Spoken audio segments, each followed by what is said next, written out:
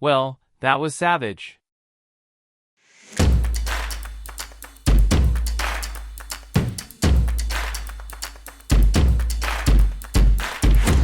Hi everyone, hope you guys are doing great. Your boy Al is back with episode 2 review of Solo Leveling Season 2, so let's go hunting. At first we see Sung gazes at the corpses of the Ice Bear army and commands, "Arise," causing their shadows to emerge from their bodies. Meanwhile, Baek, Dong-su, Woo, An, and Hyun gather near the Red Gate. An notes that it has been 3 days since Sung and the others entered. Dong-su speculates that Sung is likely dead.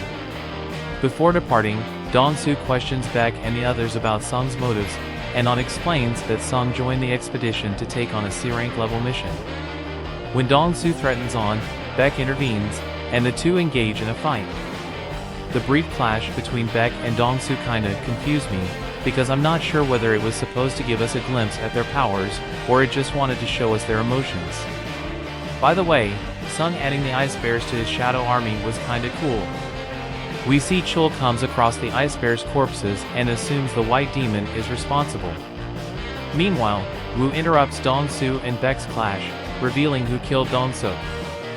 However, Dong-su insists that Jinho is responsible for his brother's death. Dong-su then receives a text message and leaves. Elsewhere, Chul observes Hee-jin, Song-yi, and another man conversing in a shelter. Confronting the group, Chul informs them of his teammates' deaths and accuses someone of stealing their gear, which he claims led to their demise.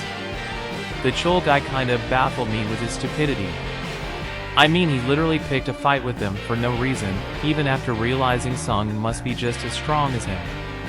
Also, the concept that S-rank hunters are beyond law is kinda dumb too, because logically there should be S-rank hunters working for the law enforcers too. Then we see Sung knock Chul unconscious after sensing a nearby enemy group and demand they show themselves.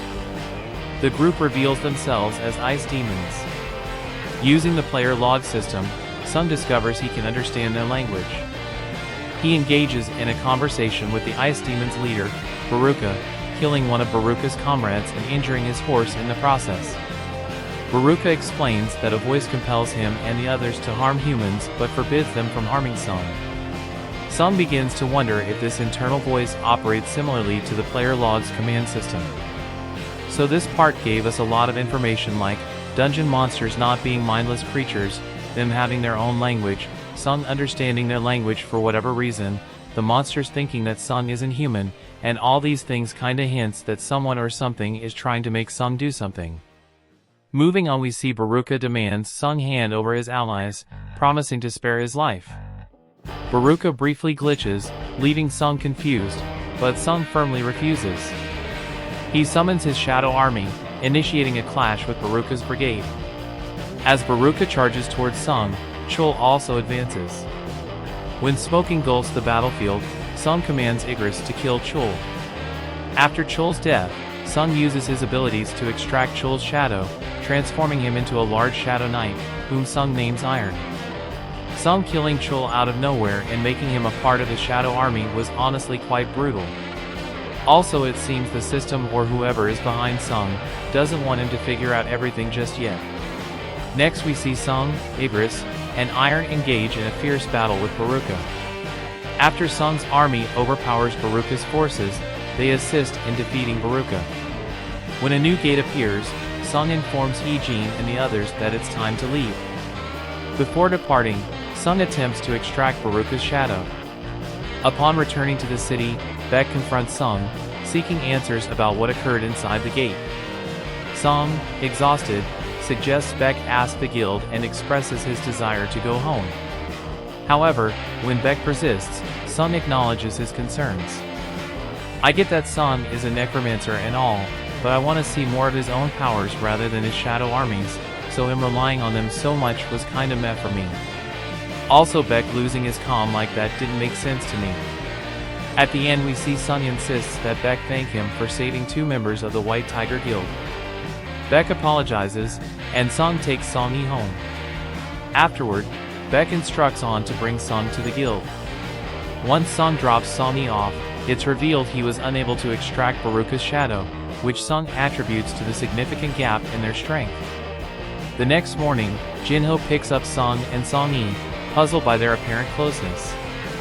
The trio then heads to their next destination. I think Sung couldn't make Baruka a part of the Shadow Army because Baruka has some sort of information, and the system doesn't want Sung to find out about that. Also, Sung giving Beck such an attitude was pretty savage. Overall, this was a nice episode with lots of information, but it could have been better. By the way, episode 3 should already be out by the time you guys see this video. Anyways, thanks for watching everyone. If you like my video, then check out some of my other videos. Also, don't forget to hit the like button and subscribe to my channel if you want to keep me motivated to make more videos, and you can also leave a comment if you want to say something, because it helps me fight the almighty YouTube algorithm. You can also follow me on Twitter and Instagram or check out my Facebook page, links are given in the description. Until then, see ya.